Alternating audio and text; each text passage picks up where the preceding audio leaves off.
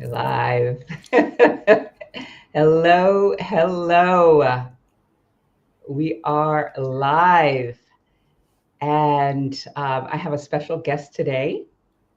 So if you can hear me, please type in the chat where you are joining from, and we'll go from there. So, welcome, everybody. I'm Patricia Brooks. I am the Courage Catalyst who moved to France from the United States back in 2018. And I can't believe it's been this long. And now I help people who are ready to make that big leap and make a move abroad. And I help them with their mindset. I help them to find that confidence and courage so that they can finally make it happen.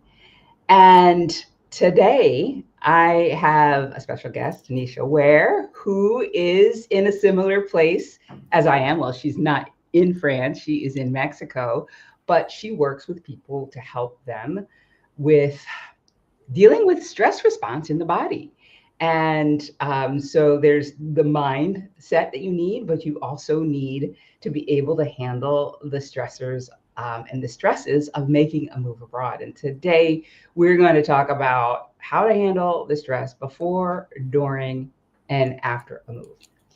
And so I see we have some people joining. I'm going to let you introduce yourself in a minute, Danisha. We've got Edelweiss from San Francisco. Hello, welcome back. Hi, Dion. Good to see that you're on. So you can hear me because you answered the prompt. So that is wonderful.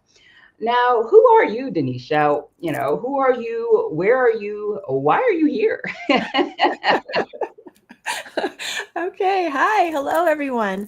My name is Danisha, and I am a somatic guide and breathwork facilitator. And I work with women who have navigated big life changes, especially the ones that have moved abroad or in the process of doing so. I help people to process their emotions so that they can feel and relieve and let go and find freedom in their life as they move forward.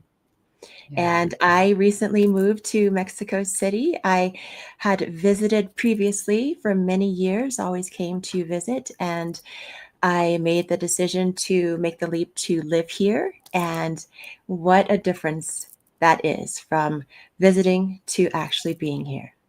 Yeah, yeah, I bet. And we're going to dig into your move and, some of the things that you went through and how you handled that.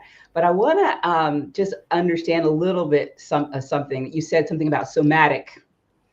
And when we first met, I asked you, what the heck is that? Because I've heard it a lot lately, and I'm not sure that everybody really understands what that truly means. Can you share a little bit more about that?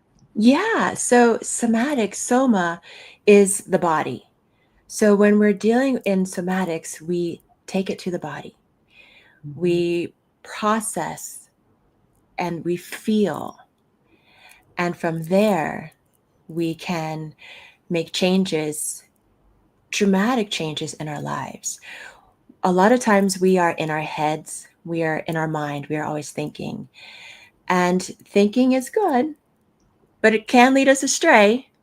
So if we invite the body into the conversation, it changes things up a little bit and it allows us to see a different perspective. Yes, thank you for that. That helps. That helps so much. So it's kind of like the combination of mind and body Yeah. that helps you through some of the challenges of not only a move abroad but of life in general. I think these are tools that you can use for anything. So I am 7.5 years removed from what you just did. When did you move to Mexico? In March, so In this year, so fairly new. Yeah. Yes. All right. So I want to ask you, I guess, well, why did you decide to? You're in Mexico City, is that it? Yes, uh-huh. Yes. Okay. So why did you decide to move to Mexico City? And where did you move from? I moved from Ohio, Mhm. and I just decided to, with my partner, to make that life change, to move abroad, and to find that freedom, to experience life from a different lens. And that's why we decided to make the leap now. And what was it about Mexico in particular? Well, my partner is from here Oh, and we have family here. So that makes a mhm. big difference of why we Yeah. chose here. For me, when I first visited, I instantly fell in love. Mhm. It was the only word that I can think of is freedom. It was freedom for me, for my soul. Mhm. And it has been on my vision board ever since to make the leap and to stay here Mhm. and live here. Yeah. So March. Yeah. Congratulations. Thank you. Thanks. I think back to as I was planning and preparing and the months leading up to making my move to France, that there was so much to take care of.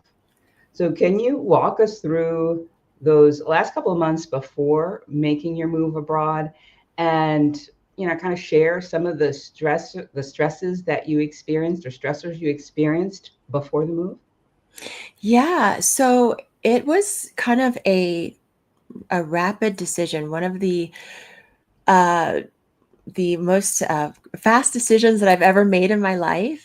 And it was time to go. And with that came a rush of adrenaline like, okay, we're doing this, and you get excited and you get nervous. And then you think of all the logistics of, what happens here, here, and here. You plan A, you plan B, and you plan C. And you are just in this adrenaline what if dreaming into the possibilities of what that can be like. And then you start to declutter. That was a big surprise of starting that process of letting go. Well, let me ask you this question. So, you said Yeah. you made a decision quickly, Yeah. and then you made the move. So, can you give us an understanding of how condensed that time frame was between okay, we're doing this, and we're on a plane moving to Mexico City? Yeah. So that it was like a month. No, no way. Yeah. Yeah. It was a month. Yeah. And it's not something I would recommend. Me Yeah. either. Yeah. Lesson learned. But it was just time, and it was one of those things where you just have that nudge of, I've got to take the leap. If not now, when? Mhm. And, there was just this opportunity to, okay, there's this window. Let's see if we can do this. And from there, it was just decluttering and throwing away and giving away. And Yeah. yeah. Yeah, so you spoke about two things. I want to ask you about the decluttering, right? Yes. Because how how did you manage that? Like, I think a lot of times people have more stuff than they think they do. If they haven't been planning and really being good about getting rid of things along the way, oh, yeah, in 2 years, I'm going to be moving abroad, you still have a lot of things that you need to get rid of. So, you moved abroad after deciding a month before that you were going to do this thing. So, Yes. what was that declutter process and downsizing process like for you? And share, how that felt and how you dealt with what was going on for you, because I can't imagine. Right. Yeah. Yeah. It was a lot. It was being dysregulated in my nervous system, heart racing, and also holding grief of throwing away. What am I giving away? This is my life. Um, we don't realize how much stuff we accumulate throughout the years. And for me, it was just boxes of memories. And I had to make that clean cut and say, no regrets. This is what I have to let go of. No hard feelings, because your things have feelings. Your things, you become attached to them. And I just had to look at this and say, is this going with me in my next chapter? And if not, then I had to let it go. And so that was a really stripping away process. There's a lot of grief involved in that because we are so attached to our things. But once you let go and once you peel back and once you give away, there's like this weight that kind of lifts off of you. And you find this stripped down version of you instead of all of this stuff that made you who you were, quote Yeah. unquote. Right. So how much stuff did you bring with you? I brought my massage table and 2 suitcases. Wow. So you really downsized. And how big of Yes. a house or an apartment were you living in? I was living in a nice, pretty medium-sized apartment. So yeah, it was, but there was a lot of stuff. There was a lot of stuff from my parents that I took from their house. There was a lot of stuff from storage that I had to clean out. And I didn't realize that process of having so much stuff. All right. So I am still trying to understand this. So you decided a month before that you're moving abroad. Had you started the downsizing process ahead of time, or did you do it all in a month? And how the heck did you do that? Yeah, we did it all in a month. We did it all in a month. Okay, so And how? So how we, did you do it? Because and stay sane. yeah, we had a lot of good friends. We had a lot of help.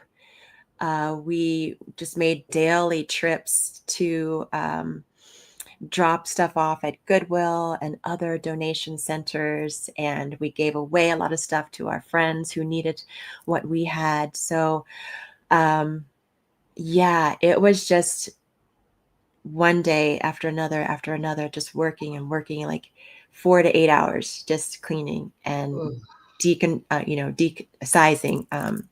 resizing and downsizing, and just the papers were the most difficult part of it because I Okay, had that was my so next question. Go ahead. yeah, Why had a was that? lot of papers, and I was very lucky to have a shredder to Mhm. shred a lot of stuff um, and to throw away. And there were a lot of things that were thrown away, and that was a lot. But so the papers were the hardest. Why? What was was there an attachment? Help me understand that.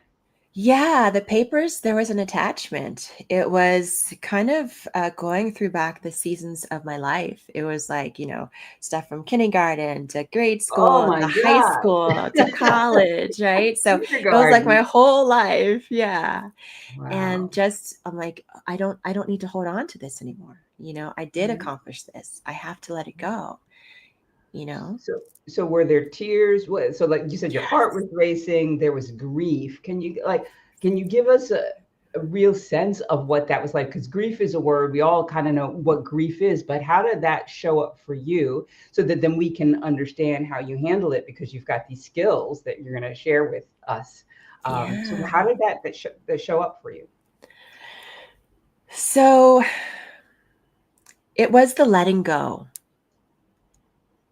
It was the sadness that this is coming to an end, this chapter of my life, the many chapters of my life. Mm. This is where you decide and you leap it and you go in, you go forward. And do you bring the stuff with you that you thought that that's who you were, that version of you? Or do you let that go and cut it and let it be that anchor that that you let go? Mhm. And it was a stripping away of identity. Like, Mm. who am I without these things? Mhm. And you got Without, down to two suitcases, and there yeah. was something else that you And a brought, but massage table.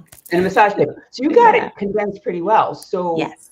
um, yeah, this is sorrow, this sadness, the stripping away of identities, because over the years Yeah. we were a different person. Yeah. How were you able to do it? A lot of deep breaths, Okay. a lot of journaling, a lot of taking breaks to let myself know that I was okay, that I was safe. that this was the best decision for myself, Mm-hmm. Yeah. that I'm doing this because I'm moving forward Mm-hmm. and I want to experience more because I know that there was more for me. Yeah. Yeah. So, I'm asking you all these questions because I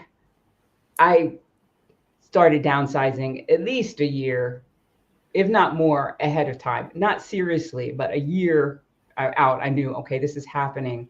And, 3 weeks before, I still had way too much stuff. And those last 3 weeks ahead of it was just so stressful because it's like, I got to get on this plane. And these things are going to keep me from getting on this plane. So I did enlist friends as well. I mean, that you got to use them, right? And it was a great way to kind of have like, those are fond memories now I have working with my friends and them helping me. Um, and it was still very stressful. So Danisha said she doesn't recommend deciding one month and moving the next month. Okay, you hear the stress and the right. And I think there's, with grief and letting go, if you have more time, if I think you have more time to process, right? Mhm. So, but you did it. You were motivated. Yes. Um, and you said you did it, through journaling, but also taking deep breaths. And I think that this is something that you work with folks on. Am I right? Yes. Absolutely. Right. So somebody is going through this downsizing process and they're feeling stressed. They don't want to let go. There's sorrow, there's sadness, there's grief. Things coming up for them, Yes. emotions that are overwhelming. That if we get stuck in them or they get stuck in our bodies, that can shut us down, right? Because there are certain Absolutely. things that happen if we're stressed. What are can you share like a practice that somebody who might be in the process of getting ready to make this move abroad and doing downsizing or doing anything that causes stress for them? And yeah, go ahead. Yeah, absolutely. So, what I did is I just took these belly breaths because a lot of times we breathe from our chest and we don't access our full body. So, when you breathe from your belly, taking that belly breath first and then sending the breath up through the chest and out, it has this instant calming effect. When you place your hand on your heart, your hand on your belly, you are sensing yourself. You're sensing your body and your presence, and adding in that breath allows you to come back into the moment, and it allows you to be in the here and now. A lot of times, a really good one is if you're in it and you're feeling the emotions, and it's whether it's sadness or even joy, feel that feeling and then squeeze your body as tight as you can. Make fists with your hands, squeeze and feel that emotion. Let it be with you and then let go. And that's a really good practice as well that I did often. Yeah. Squeeze, feeling into that emotion, taking that breath, holding it, and then release. Mhm. So Yeah, those are two. yeah.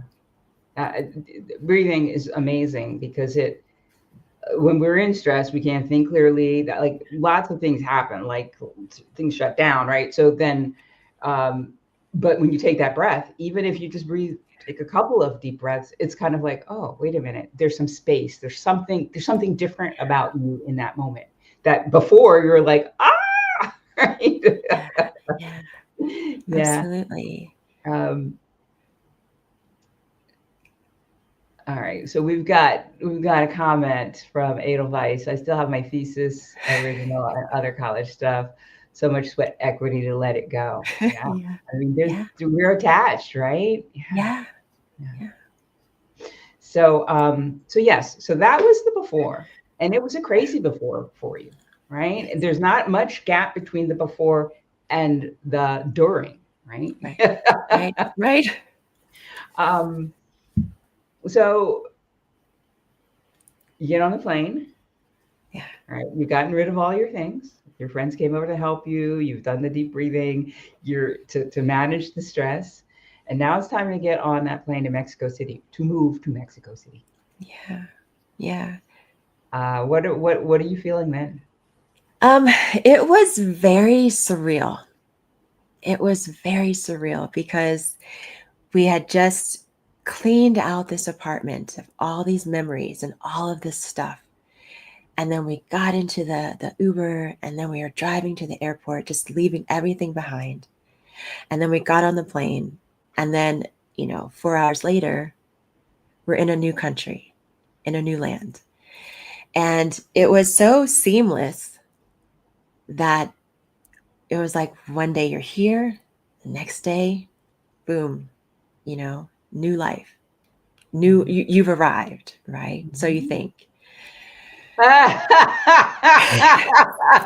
So you think, right? Yeah. But wait, there's more, All right? right. Well, so the during seems like you said it was surreal, and I Yeah. can relate to what you're saying. I'm in the process of writing my third book. This is my third draft I'm on, and it's about the story is about why I had to get to France, why I had this illogical urge to get to France, and what was waiting for me here because I didn't question it before, but once I got here, it was like, oh, what have I done? So I've written this plane scene where it is this surreal experience, and I was full of emotions before I was standing in line, right? And tears were welling up in me, and they weren't tears of joy. They weren't that. It was just everything that was just coming out. Right. So it was a very emotional experience for me. Um, was it when you say surreal? What does that mean? What does that look like for you? Surreal in the fact that, before I had, had my routine of, uh, you know, coming home, going to work, going to get groceries. And, that was my routine, right? Going, living my life. And then all of a sudden, I'm handing my passport to, customs, and I'm in a new land and a new place. And it was just, it happened so quickly. To me, it felt aligned. To me, it felt like, oh my gosh, everything is going so smoothly. Like this is it. I've made it. But then you do start to think, and as you go into the first few days, Mm-hmm. you start to think, what did I just do? Mm-hmm. Mm-hmm. Did I just leave everything? You start to question yourself. Yeah. So is this are we moving into the after? Because if we are, I think I'd like, for somebody where I've had, a year and a half, 2 years to kind of say, oh yeah, I'm doing this thing, I'm doing this thing. Then finally it's here. And and there's emotion, and maybe the emotion for me, the emotion wasn't a bad thing. It was just I couldn't contain it. But there may be some people who maybe go through the experience of, oh my gosh, I'm going to miss, so my friends, my family, I'm going to be homesick, some of those things as Yeah. they're getting on the planet. Yeah, um it's all of those things. It's all of those things. It's that excitement, that adrenaline, and then that sadness. Like, did I do the right thing? And what am I leaving behind? And, how is this gonna work? Yeah, it's all of those things. You're holding Mhm. all of those things. Yeah.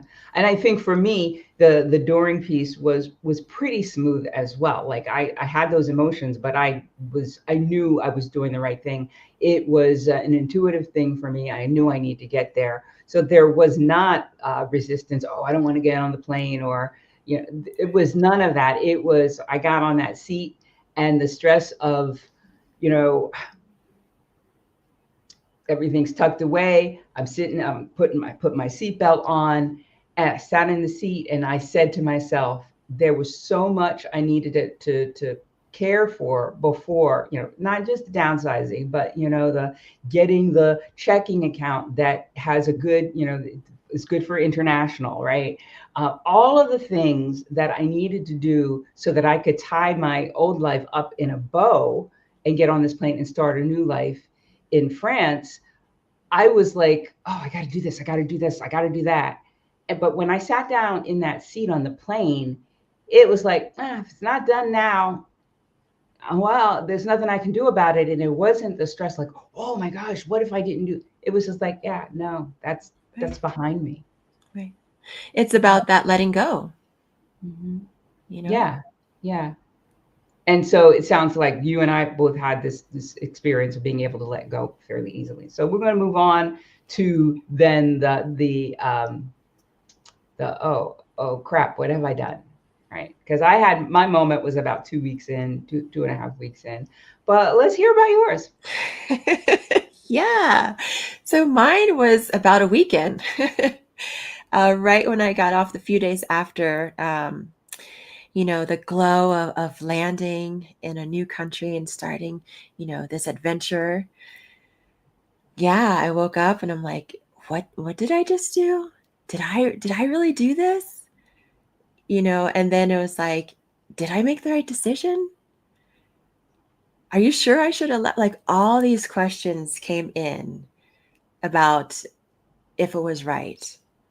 Did I make the right choice? I had even called my sister and I said, I think I want to come home. And she was like, no, you need to stay there. But, Well, yeah, go ahead. was there something that prompted that? Oh, I think I want to come home. It was just this just innate like homesickness, Mm-hmm. you know? Um, and it was like, yeah, did I fill out all the paperwork? Did I get the right, checking account? Has everything been the mail?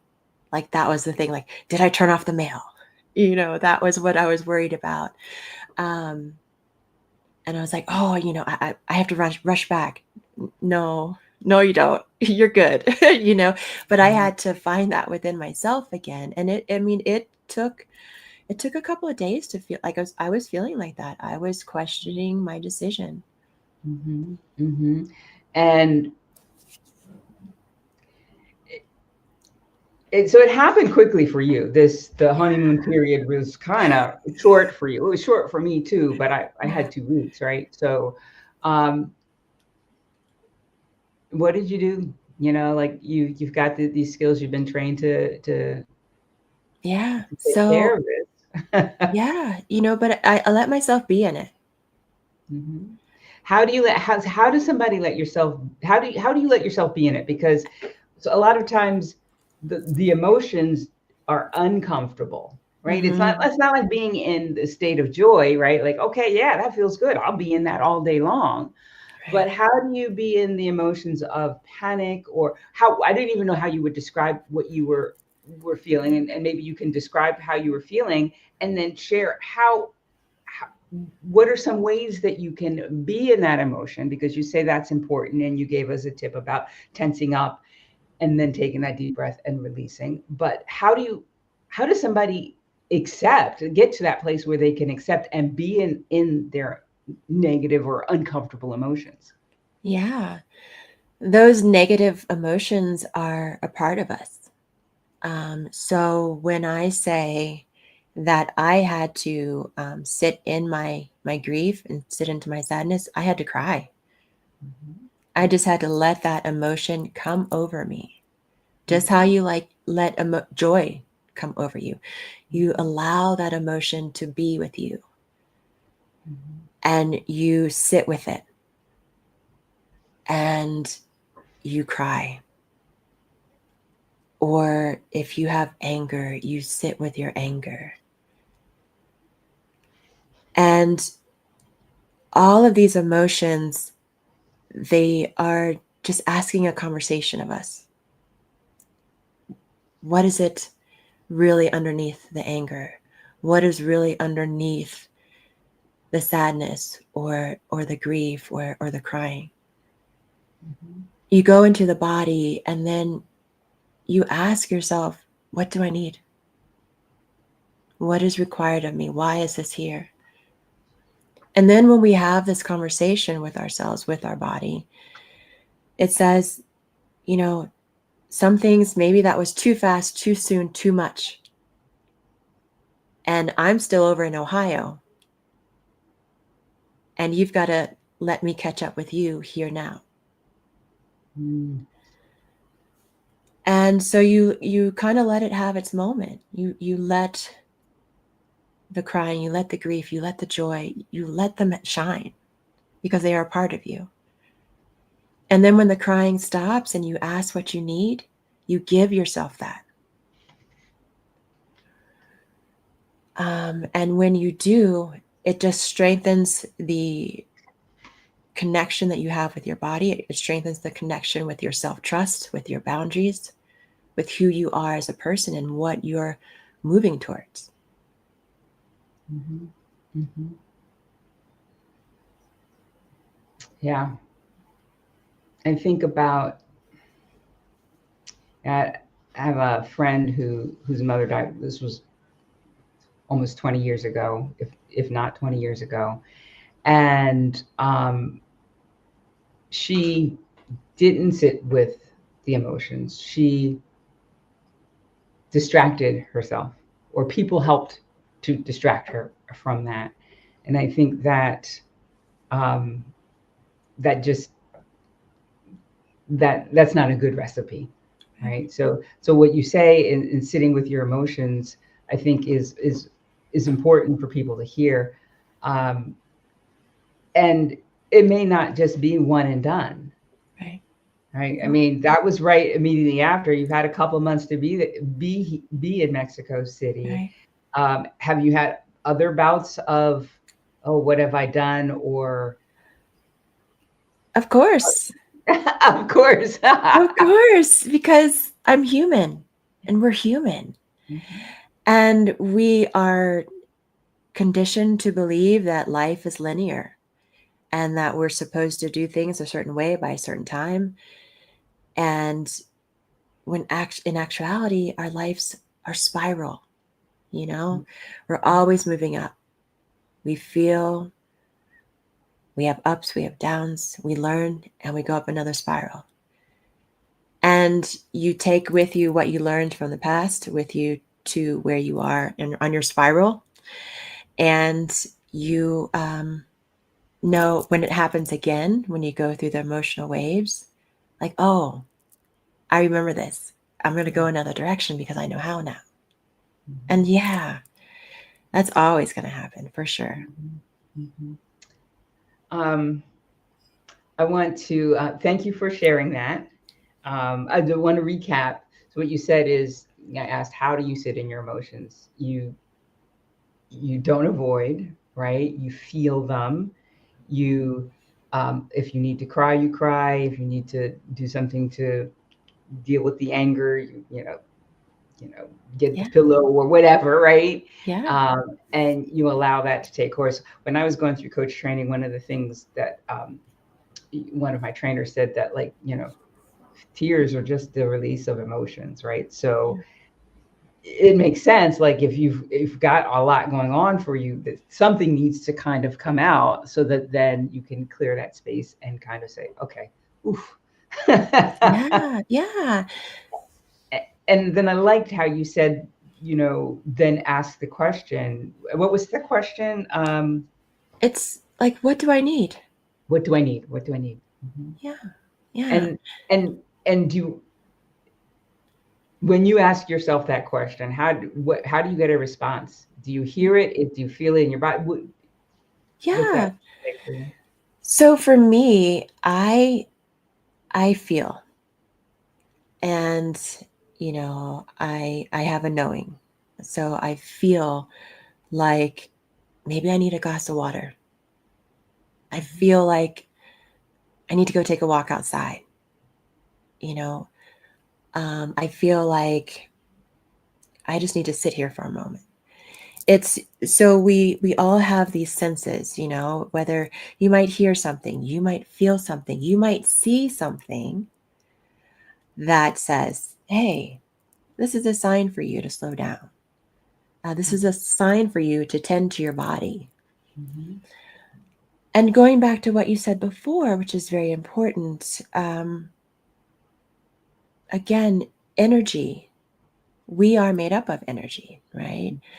Our emotions are just energy, is energy in motion.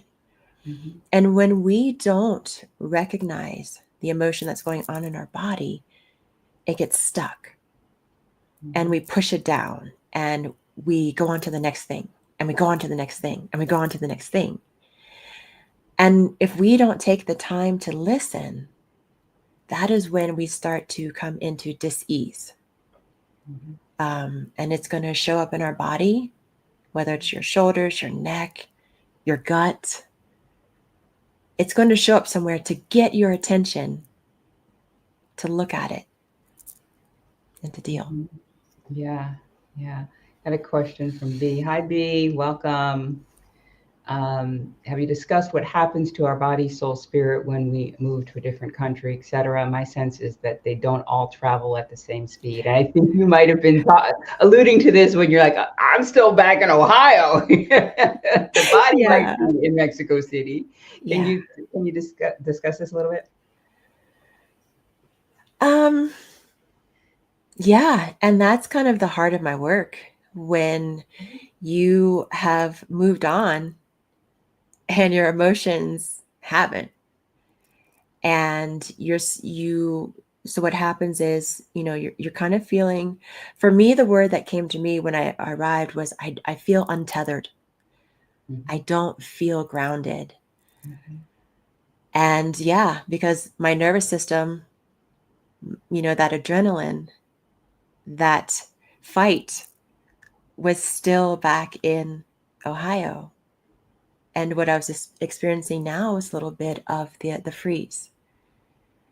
So that does happen. And it's when we go through the body, when we do techniques and modalities to help reconnect the soul and our emotions and our body and our spirit, that is what we do in somatic work and Mhm. embodiment work. Thank you for sharing that. Can you talk about fight, flight, freeze? I want to make sure everybody has a clear understanding of what you're talking about because this is good stuff. Yeah, yeah. So fight, it's what you think. um, you are prepared to fight. You think that lion, that tiger is going to eat you. You are ready for anything. You are pumped. You are ready to go. You are ready to go to battle. And then freeze is the opposite of that, where, hey, I'm good underneath the covers. I'm good. You don't want to do anything. It's almost like this energetic paralysis that kind of holds you back and you can't move forward. Our nervous system is always fluctuating. We have this window of tolerance where, yeah, something happens, it goes up, and then something happened like great, and then something happens that makes us go down. And our nervous system has this ability to always come back to this wavy, neutral window of tolerance that we're good. And so when we're in fight, we're here, we're ready to go. And sometimes that's when we become dysregulated because we aren't able to come back down to our window of tolerance. And Dysregulated. yeah, What does that mean? dysregulated. Yes, I'm gonna ask the stupid dysregulated. questions. Yeah, What does yeah. that mean? Dysregulated. Dysregulated? Yeah. So that means when you are out of your window of tolerance, when you are always fighting, you're always you're scanning, you're ready to go. Okay. Okay. And you're always there. And you Yeah. never come back down to, Okay. whew, It's where the hormone that makes you fat, cortisol, is it? It starts yeah, to. it's Yeah. there. Yeah. Yeah. Gotcha. Yeah. All right. And then the did we talk about flight? Um, Yeah. So flight is like when you're ready to run, you're ready to go. Like you're in flight. You're basically You're in running flight. from the thing that you think is Yeah. Is a is tiger. scared, Yeah. right? Is Yeah. the lion. Yeah. Yeah. All right. So you can either like, okay, lion, I'm gonna get you, or you can be like, I'm just gonna be still. Maybe the lion won't see me, or you can like, that lion sees me. I'm getting the who struck giant out of here, right? Yeah. Okay. Yeah. Yeah. And you can be in all three, because it At the again, same time. Yeah. Yeah. Oh, God. You're ready to go, and then, oh, I'm going to go over here, and then, oh, I don't know. So, yeah. But it's about getting back to that window of tolerance, back Yeah. to getting to that safety. And that is where we come back to resource. We come back to noticing where we are in the room, noticing where we are that makes us safe, that makes us okay. Bringing in those pieces of what makes us feel. Mhm.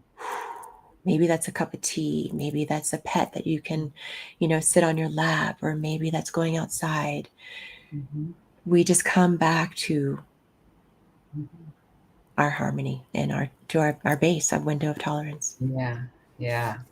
Wow. Well, I want to thank you for sharing that. So as we, so the tip for that is, I think the breathing is definitely a help, and being in it, asking yourself, what is it that I need, right? Listening for it, feeling for it, however you get your answers, right? Yeah. And then doing that thing so that you can get back to that wavy. I liked how you described that place of kind of centeredness or groundedness. Yeah. Um, for me, it was my experience in having this, oh, what the heck have I done? Was was really around the fact that I had quit my job, that I was on a sabbatical, that I didn't know anybody. And my mom had always told me a bird in the hand is worth two in the bush, right? You don't quit a job unless you have one at the Yeah. ready. And here I am living in a foreign country now, having just disregarded what my mom had told me for years, right? And that I believed for years, and that I didn't believe in the months leading up, because I'm like, yeah, I'm doing this thing. This is what I know I need to do. But then, you know, in the wee hours of one morning, 2 weeks after I got there, I was like, oh, what have I done? Oh, I think I just made a grave error. And for me, it was in that moment, I think the way that I dealt with it was, well, I think I did feel it. And I recognized, oh, wait a minute, Patricia, this is not how you want to feel, your first year here. You did this for a good reason, even if that reason isn't apparent to you right now. And there was also the fear of, okay, am I going to run out of money as well? So it was this tug of war that I was like, oh no, you're not going to feel like this, kind of breathe into it, just go out and enjoy. But it would come back. And for the Yeah. first 6 to 8 months, it was like there was this kind of like this talk in my head. Oh, what have you done? What have you done? Um, and not a good feeling, but it just was something I had to go through. Right. And it's like you're living in the both and, you know? You have two parts of you that are like, yes, and then, oh man, uh-oh. And it's about, how do we get those parts to talk to each other? Mm-hmm. Yeah, yeah. Yeah. Really interesting conversation. What questions do you have about this? I want to let share the An's question. We did talk about this a little bit, and I kind of want to shift gears just slightly, because you are in Mexico City, right? Yes. And so you said you shared a little bit about this earlier on. Some people have joined, Okay. and Dion has asked this question. So, what made you choose Mexico City? And then I'm going to ask you, well, what is it like to live there and have Yeah. lived there for a couple of months? Yeah. Well, I chose Mexico City because my partner is from here, and we have family here, and I have always I visited many years ago, and my first visit I fell in love. I fell in love with the culture. I fell in love with the people and the food. And as I said before, my soul felt joy. My soul felt freedom, and a freedom that I had never experienced before. And I just said, yes, please, more of that. And since being here, since making the move, I continue to be in love with Mexico and Mexico City more and more each day. There is so much here to experience and to enjoy, and I am in love with biodiversity and being around nature. Like, that's where my home is. That's where I feel my joy, and that's why I decided to come here, and I love it. And the food, the people, the culture, it's beautiful. Look at that smile. I believe you. Yeah, yeah. So you talked about, one of the things that was kind of took you off center was the fact that when you were in Ohio, you had this routine. It was a short turnaround time to get to Mexico City, to move to Mexico City. Um, have you created, do you have a routine now after a couple months there? Yeah, I am still getting used to it, but I am starting to pick up a routine. I'm starting to, find more community and to get involved and to know more of the city. And it's also, too, it's still a letting go, it's still a shedding. Um, if you are in the States, we are conditioned to work and work and work and work and work. And in other cultures and other places, there's a different rhythm. And we get to break out of that. We get to experience a slower pace. And I'm still getting used to that, but I'm liking it. Mhm. Yeah, Yeah. yeah. I think yeah, it takes some time to adjust. But he says, I love your calm and depth of presence, Tanisha. Oh, thank you. Yeah, yes, wonderful. Well, so we talked about, dealing with stress before, the stress of during, and the continuing stress of after. I think for me, I guess a year and a half in, I started to really feel like, oh no, this is. I knew Friends was home for me in the beginning, even though it was like, what have I done? Right. But it wasn't about until about 18 months in that I felt like grounded in that fact. Yeah. Yeah. So, you work with people who, can you share a little bit more about who you work with and how you work with them? Yeah. So I work virtually, online, and I work through the body.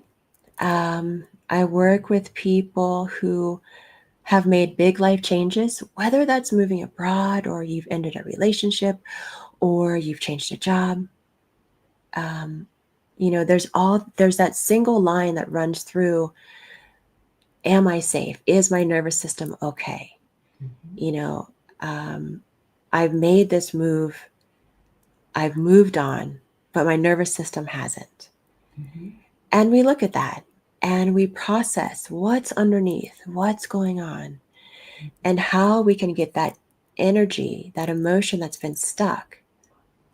How do we get that to come out and move forward so that the nervous system can get on board, the mind, body, spirit is back online, and you are able to find and live that freedom that you truly want and live your life on your terms? Mhm. And so, if somebody's interested in, practicing some of the things that you have shared today, or having a conversation with you so that they can opt in and say, hey, I Yeah, need what you're offering. Sign me yeah. up. How can they do that? Yeah, well, I believe in the chat there is a meditation that you can listen to get an I'm gonna idea put that in the chat of now. how we work. Um, there's also a